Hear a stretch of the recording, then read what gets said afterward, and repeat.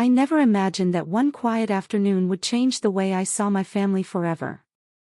I walked into my daughter's home with a warm smile, holding a small bag of groceries. I had planned to cook their favorite soup. Something simple. Something comforting. Something that made me feel helpful, needed, connected. But the moment I stepped into the living room, I froze. My son-in-law, Michael, stood there with his face tense and his hands shaking. And he was yelling at me. At me, the woman who once held my daughter Emily in my arms, the woman who helped decorate their first apartment, the woman who had always tried to be gentle, quiet, and supportive. His voice echoed in the room like a storm that had no place in a home that used to feel warm to me. I remember the sound more than the words. The sharp tone. The anger. And I remember the silence that followed. For a moment, I thought my legs might give out. I felt like a child being scolded, even though I was a grown woman, a mother, a grandmother. My heart trembled the way a small leaf trembles in harsh wind. I didn't know what I had done wrong. But 5 minutes later, everything changed. Not in a loud way. Not with more shouting. But with something soft. Something unexpected. Something that made me rethink every moment leading up to that afternoon. I didn't know that behind the anger was a story I hadn't heard. I didn't know that behind the pain was a truth I hadn't understood. And I didn't know that those 5 minutes, those small 5 minutes, would show me the cracks in my family and the light trying to shine through them. This is the story of what happened. This is the story of how my heart broke, and slowly healed, in the quietest ways. To understand what happened that day, I need to tell you about the years that came before it, the years when everything seemed calm on the surface, even though little cracks were quietly forming underneath. My daughter, Emily, has always been the light of my life. She was born on a cold December morning, with the softest cry I had ever heard, a cry that made me feel like my life had finally found its purpose. I raised her with the help of my husband, Robert, a gentle man with strong hands and a calm smile. He passed away when Emily was in her early 20s, long before she met Michael. For years after his death, I lived with a kind of quiet loneliness, the type you get used to but never fully stop feeling. When Emily met Michael Carter, I saw something shift in her. She smiled more. Her laughter returned to the way it sounded when she was a child, carefree, bright, unburdened. Michael was polite when he first met me, almost shy in the way he held himself. He was the kind of young man who said, "Yes ma'am," and "Thank you," too many times, the kind who made sure the car door was closed gently, not slammed. I liked him immediately. Not because he was perfect, nobody is, but because he made my daughter feel safe. They got married in a small ceremony behind our old family house. Emily wore simple cream lace, and Michael stood beside her with trembling hands and a smile that could have melted stone. When he saw Emily walking down the aisle, he had tears in his eyes. That was the moment I knew he loved her deeply. After the wedding, they moved into a cozy little house in a quiet suburban neighborhood. 2 bedrooms, a porch with peeling paint, and a backyard big enough to plant a small garden. Emily wanted roses, Michael wanted tomatoes. They ended up planting both. Life settled into a soft rhythm for them. Emily found a stable job at a nearby clinic as a receptionist. Michael worked in a logistics firm, spending long hours at a computer, managing shipments and schedules. They weren't wealthy, but they were managing, and they had each other, something I valued more than anything. Then came Lily, my granddaughter. The day she was born, I held her tiny body against my chest and felt the warm rush of love spill through me, almost overwhelming. Her soft fingers curled around mine like she was holding on to the world itself. From that moment on, I wasn't just a mother, I was a grandmother. I visited often in those early months. Emily needed help, and I needed something to fill the emptiness of my quiet home. I cooked for them, rocked Lily to sleep, folded laundry, washed bottles, small things that made me feel useful again. I never wanted to overstep. I reminded myself constantly, this is their home, their marriage, their life. I am here only to support, not to take over. For a while, the balance felt right. But slowly, so slowly I didn't notice at first, things began to shift. Michael became quieter. Not in a rude way. Just tired, distracted. I would ask how his day went, and he would shrug, saying, long. Just long. Emily sometimes glanced at him with mild worry, but she didn't say much either. I assumed it was just normal stress from work and parenthood. Still, I started seeing small signs. There were mornings when Michael looked like he hadn't slept. Afternoons when he rubbed his temples like fighting off a headache. Evenings when he checked his phone constantly, as if waiting for something or trying to avoid something. One day, Emily confessed to me, "Mom, I think Michael is under a lot of pressure at work." I asked her, "Has he talked to you about it?" She sighed. "Not much. He just says he's fine." Fine. A word that hides more than it reveals. I kept helping quietly, cooking meals, tidying up, staying longer with Lily when Emily needed rest. I didn't think my presence could possibly be a burden. I thought I was easing their load, not adding to it. But there were moments, small ones, that hinted at something brewing beneath the surface. Once, I rearranged their pantry while cleaning. Michael opened it later and stared for a long moment before saying, "Where's the cereal?" I liked it where it was. His voice wasn't angry, but it carried a sharp edge of frustration. I apologized and moved things back. Another time, I offered Emily a sweater for Lily when the air felt cold. Before she could answer, Michael said, "We've got it, Maggie." "Thank you." His tone was polite but tight, like a thread pulled too far. I brushed those moments aside. I told myself, he's just tired. He doesn't mean anything by it. But deep inside, something in my heart whispered, "Be careful, Maggie. He's carrying something heavy." One afternoon, I arrived to babysit and found Michael sitting alone at the kitchen table, staring at a blank sheet of paper. He didn't hear me come in. His shoulders were hunched, and his eyes looked distant, far away from that room. When he finally noticed me, he straightened up quickly and forced a smile. I didn't ask what was wrong. I should have. But I didn't want to intrude. I didn't want to overstep. I didn't want to be a burden. It is strange how we silence ourselves out of love. In my mind, everything was manageable. Functional. Not perfect, but families rarely are. But inside Michael, something was unraveling quietly. Something he didn't want anyone to see. And then, the morning of the incident. A morning that began gently, with sunlight touching the windows and the scent of lilacs in the air. Became the day everything inside him finally broke loose. I had no way of knowing what I would walk into. No way of knowing how deeply he was hurting. No way of knowing how my simple visit, my simple desire to help, would collide with the storm inside him. Looking back, I see the signs so clearly. But at the time, I was just a mother visiting her daughter, carrying a bag of groceries, hoping to bring comfort to a home she loved. I had no idea how close that home was to breaking.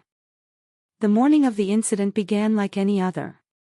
The sky was a gentle blue, brushed with soft clouds drifting slowly across it. I remember thinking it was a peaceful day, one of those mornings where the world feels quiet and kind. I had woken up early, as I often did, made myself a cup of tea, and thought about what I could bring for Emily and Michael that day. Their pantry had been looking a little empty the last time I visited, and Emily had mentioned she'd been too tired to cook lately. "I'll make them my chicken and vegetable soup," I said to myself, smiling softly at the thought of Lily's tiny hands reaching for another spoonful. I packed everything carefully. Carrots, celery, potatoes, fresh herbs, chicken stock, simple ingredients, but full of warmth. I also tucked in a small toy I found at the store, a plush rabbit for Lily. She loved soft toys and carried them everywhere like little friends. I drove to their house with the radio playing quietly in the background. Nothing felt unusual. Nothing warned me of what was waiting. When I arrived, their neighborhood was its usual calm self. A couple of children were drawing with chalk on the sidewalk. A woman walked her dog, waving politely as she passed. I stood outside their door for a moment, breathing in the soft breeze, thinking about how grateful I was to still be a part of my daughter's life. I knocked gently, then used the spare key Emily had given me. The moment I walked in, I sensed something was off. The house felt tense. Not messy, not loud, just tense, like a string pulled too tight. I called out softly, "It's me. I brought some things for dinner." No answer. I walked into the living room, and that's when time seemed to freeze. Michael was standing there, facing me, with a look I had never seen on him before. His eyes were dark with stress. His shoulders shook slightly. His hands were restless, fidgeting as if trying to hold on to something slipping away. Emily sat on the couch, her posture small, her hands twisting together in nervous knots. I felt the first pang of fear. Not fear of Michael, but fear that something was terribly wrong in this home I loved so much. Still holding the grocery bag, I smiled gently and said, "I just wanted to." Before I could finish, Michael raised his voice. "Why do you keep doing this, Maggie?" His tone wasn't just raised, it was sharp, cracked, raw. I froze, stunned. He continued, louder this time. "We said we'd call if we needed help. You can't just come over all the time." The words hit me like a cold wind. I wasn't used to being spoken to like that, especially not by someone I cared for, someone I thought saw me as family. My heart began to thud painfully against my ribs. I tried to respond, my voice small. I'm sorry, Michael. I didn't mean to upset you. I thought I was helping." Emily looked up at him, startled. "Michael, please," she whispered, "don't talk to her like that." But he didn't hear her. Or maybe he did, but couldn't stop the storm building inside him. He ran a hand through his hair, pacing slightly, breathing too fast. "It's always the same," he muttered. "Every time we try to handle things on our own, you show up. I feel like I'm failing. Like I can't even take care of my own family without someone stepping in." I felt my throat tighten. Failing? Is that what he thought my help meant? That he wasn't enough? I looked at Emily again, searching for explanation, but she seemed just as overwhelmed as I was. My hands trembled against the grocery bag. "I never meant to make you feel that way," I whispered. "I only wanted to support you both." Michael sighed, a deep, tired sound. "I know," he said through clenched teeth. "But it doesn't feel like support. Not right now." His voice cracked at the end, and for a moment, I saw something behind his anger, something fragile, something wounded. But I still didn't understand. I didn't know the truth yet. The truth that was quietly crushing him from the inside. The room grew very quiet. The kind of quiet that feels heavy, not peaceful. Finally, Emily stood up. Her movements were so gentle they almost looked like slow motion. She walked toward Michael and placed a hand lightly on his arm. "Michael," she said softly, "she deserves to know." He turned to her, confused. "She'll worry," he whispered. "I don't want to make it worse." Emily shook her head. Her eyes were full of sadness, but also determination. "She's already hurt. And she won't understand unless you tell her." I looked between them, my heart pounding, my breath uneven. I felt like I had stepped into a conversation that had been happening behind closed doors for weeks, maybe months.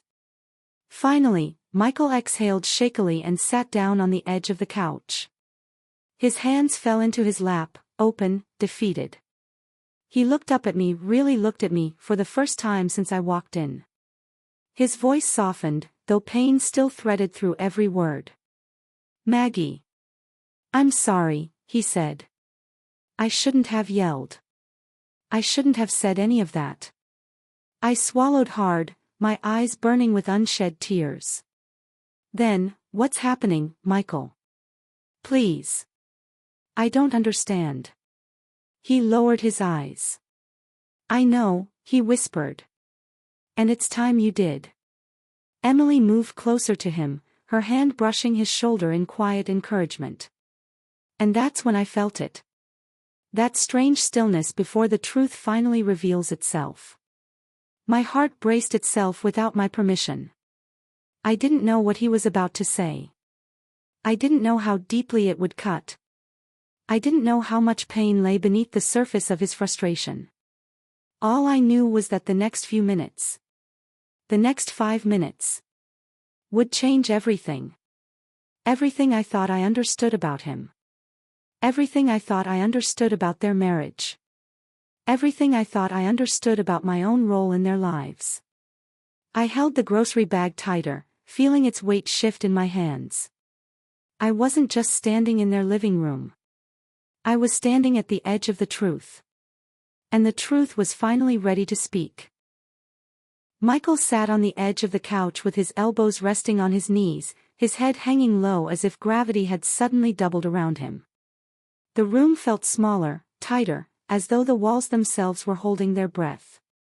I didn't move. I didn't speak. I just waited. Sometimes silence is the only space where truth can grow. Emily sat beside him, her hand resting on his back in a soft, steadying way. She looked at me with a quiet fear in her eyes, but also with something else, hope. Hope that whatever Michael said next might begin to heal the moment that had shattered the room. Finally, Michael lifted his head. His eyes were tired. Not the physical kind of tired, something deeper. A tired that came from carrying a burden alone for far too long. "Maggie," he began, his voice barely above a whisper, "I lost my job." The words struck the air like bells.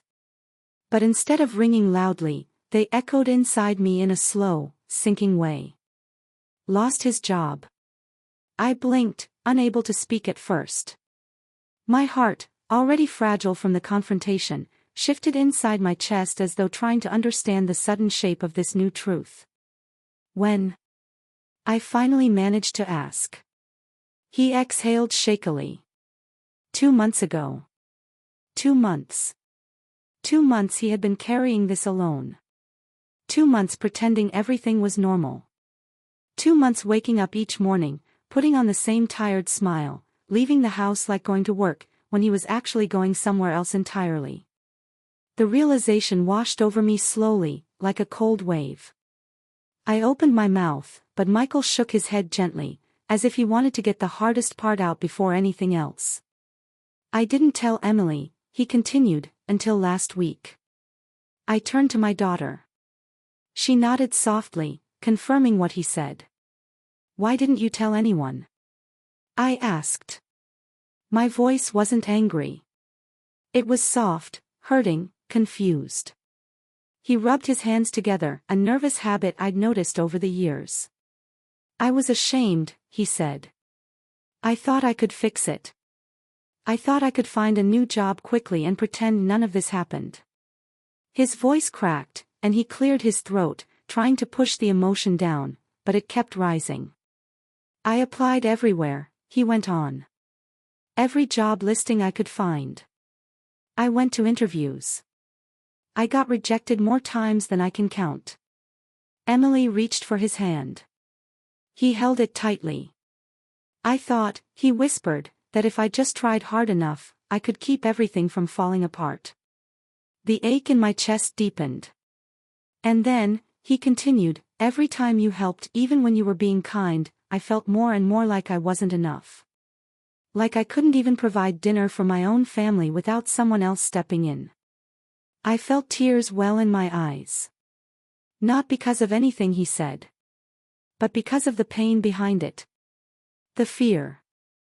The loneliness. I had no idea he felt that way. No idea my presence, my gestures of love, were hitting a wound I didn't know existed. I never wanted to upset you, I whispered. I was just trying to be helpful. I know, he said quickly. I know you were. And that's why I feel awful about today. You didn't deserve my anger. You didn't deserve any of it. His voice broke. I've been keeping everything inside for so long, he continued. And today, when you walked in, and I saw the groceries, and I saw Emily looking so tired. I just snapped. It felt like proof that I was failing.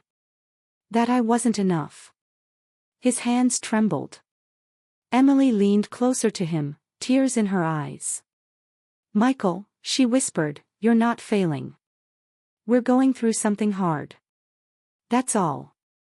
He looked at her, pain and love mingling in his expression. Then he turned to me again. I'm sorry, Maggie, he said. Truly. I never wanted to raise my voice at you. I've just been drowning quietly, trying not to pull anyone down with me. For the first time since he yelled at me, the room softened. The tension loosened. The walls stopped holding their breath. Something warm began to return to the air. I sat down slowly across from him. Michael, I said gently, you are not alone. We are family. And family doesn't turn away from each other when things get hard. A tear slid down his cheek. He didn't wipe it away. I thought you'd think less of me, he admitted. You're so capable. So independent. I didn't want you to see me like this. That sentence pierced through me. Michael, I said, I don't think less of you. I think more of you for trying so hard. But you don't have to pretend. Not with me. Not with Emily. He nodded, though his eyes were still filled with self-doubt. And, Emily added softly, we should have talked sooner. All of us. The three of us sat in silence for a moment. Not the painful silence from earlier, this one was different. This one felt like the silence after a storm, when you hear the earth taking its first calm breath. Then Michael spoke again, this time more softly than before. I didn't sleep last night, he said. I kept thinking about the bills, about the mortgage, about Lily's needs, and when you walked in, I just felt so overwhelmed. Like everything I failed at was being put in front of me. I shook my head gently. You didn't fail, I said. Life just happened. And now you need support. Not judgment. Not shame. Support. He swallowed hard. His shoulders relaxed for the first time. I'm willing to accept help now, he whispered. I don't want to keep pretending. Emily squeezed his hand. That's all we needed, she said softly. Honesty. I leaned forward. Michael, I said, I'll stop coming unannounced. I'll give you space when you need it. But please, don't ever feel like you have to carry everything alone. He nodded, tears gathering again, but this time they carried relief, not despair. That was the moment something shifted among us. Not fixed completely. Not magically healed. But softened like clay being molded into something new. Those 5 minutes after the yelling. Those quiet minutes filled with truth. Were the beginning of understanding. The beginning of healing. And as we sat there in the dim afternoon light, I realized something important. Sometimes people yell not because they want to hurt someone, but because they have been hurting alone for far too long. The hours and days after that difficult afternoon unfolded gently, almost like watching a bruise fade from dark purple to soft yellow. Healing never happens all at once. It happens in small, barely visible steps. After Michael opened up, after he finally let the truth breathe, we didn't try to fix everything right there in one conversation. Instead, we settled into a quiet understanding. A shared softness. A willingness to walk together even if the path was uneven beneath our feet. That same afternoon, I stayed for a short while longer. Not to cook. Not to organize anything. Just to sit. To be present.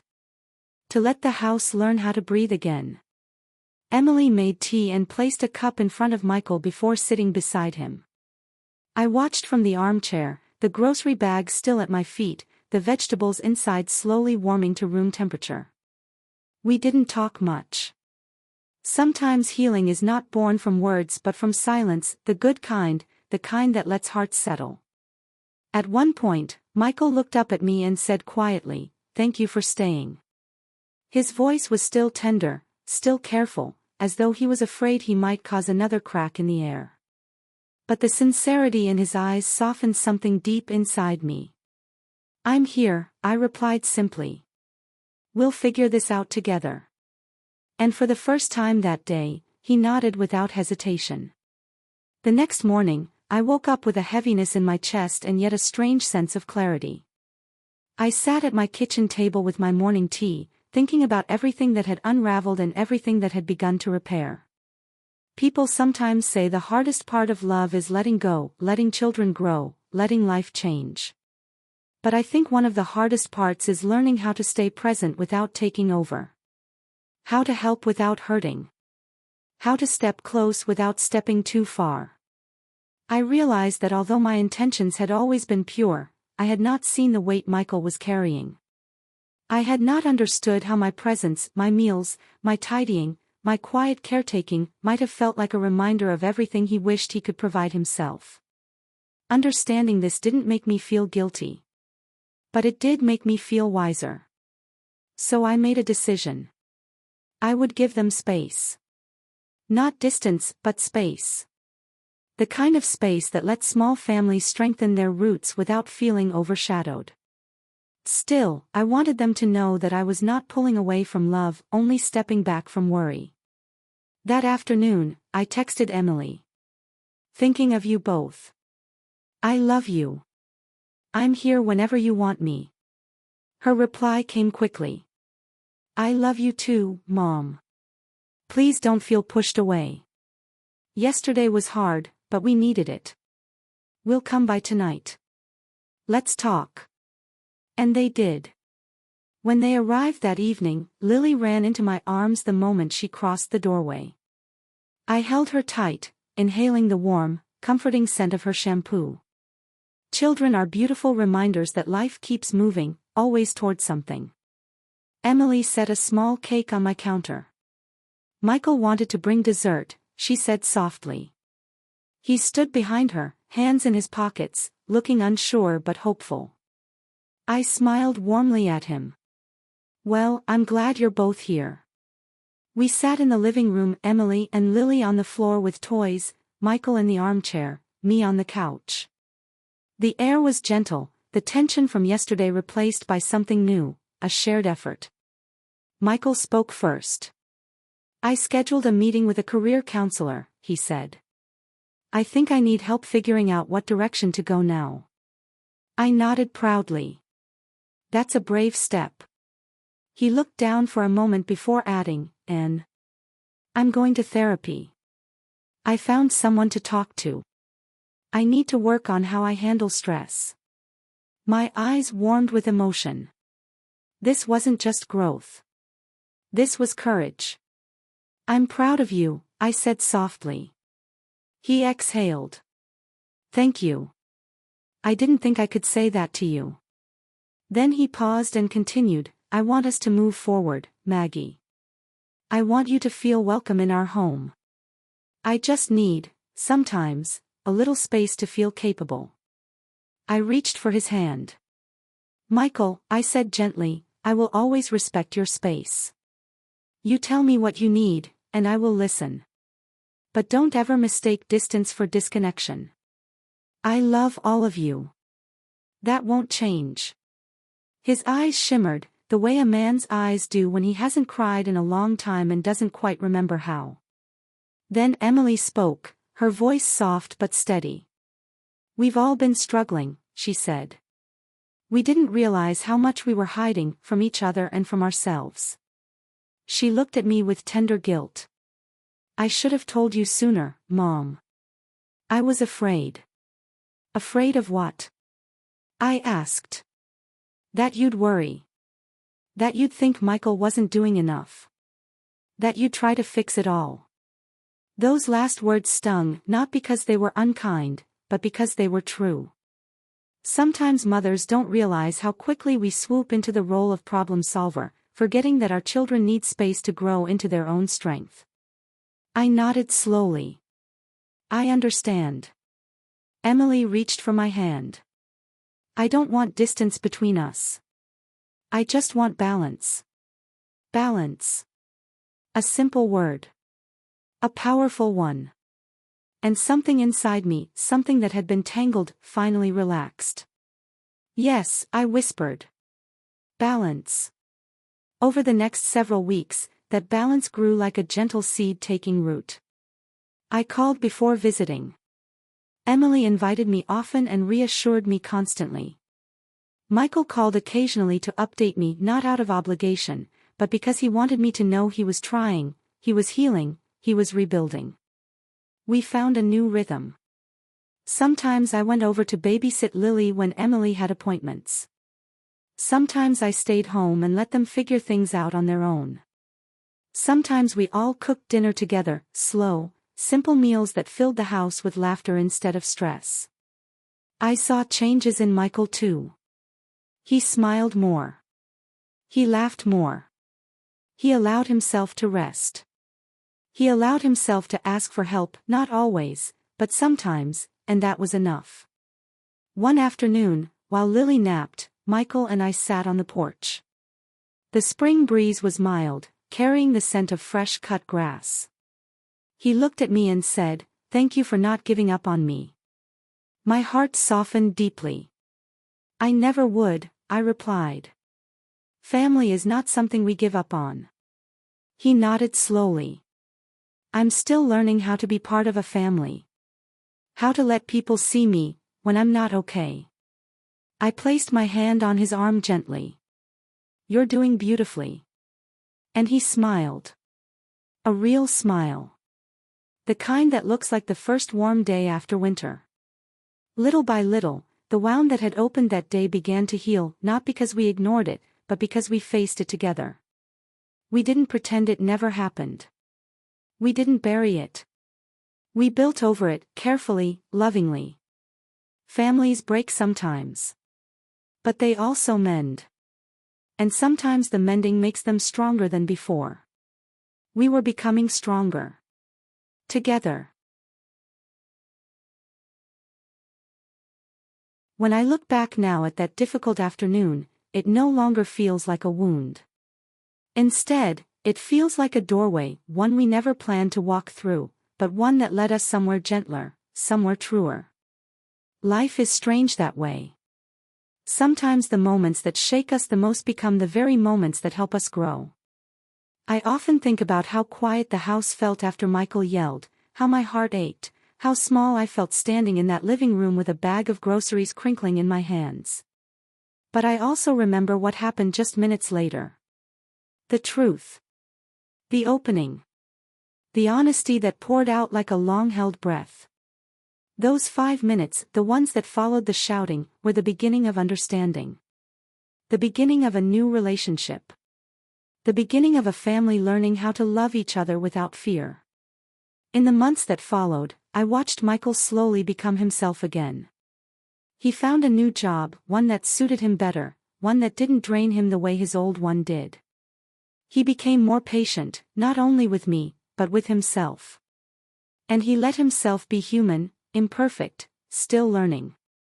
Emily, too, blossomed in her own quiet way. She became stronger, clearer in expressing what she needed. She learned how to hold space for her husband while also honoring her own emotions. She learned that love doesn't mean carrying everything alone. And I learned to step gently. Not away. Not out. Just gently. I learned that love can be a whisper, not a solution. That support can come without stepping into someone's space. That sometimes offering less allows others to become more. Every Sunday now, they come to my house for dinner. Michael sits at the table with Lily on his lap, helping her mash potatoes with a fork. Emily tells me about her week. The house fills with laughter again, soft, real laughter that comes from peace, not pretending. Sometimes, when Michael catches my eye across the table, he gives me a small nod. A quiet thank you. A reminder of how far we've all come. And every time I see that look, I feel grateful. Grateful that we didn't let that painful moment become an ending. Grateful that we chose healing over silence. Grateful that love, true love, always finds a way to soften the hardest places. The truth is, families are not held together by perfection. They are held together by willingness. The willingness to stay. The willingness to listen. The willingness to forgive. The willingness to begin again. And we did begin again. All of us. Now, when I tuck Lily into her little bed for naps, she looks up at me with sleepy eyes and says, "Grandma, stay?" And I smile and whisper, "Always, my love. Always." Because even though we have found new boundaries, new understandings, new ways of being, my heart still has room for all of them. And this time, I know exactly how to hold them. Not too close. Not too far. But just right. The day Michael yelled at me could have broken us. Instead, it opened us. And that, to me, is the quiet miracle of family. We break. We bend. We heal. We rise. And in the end, we love. Even deeper than before.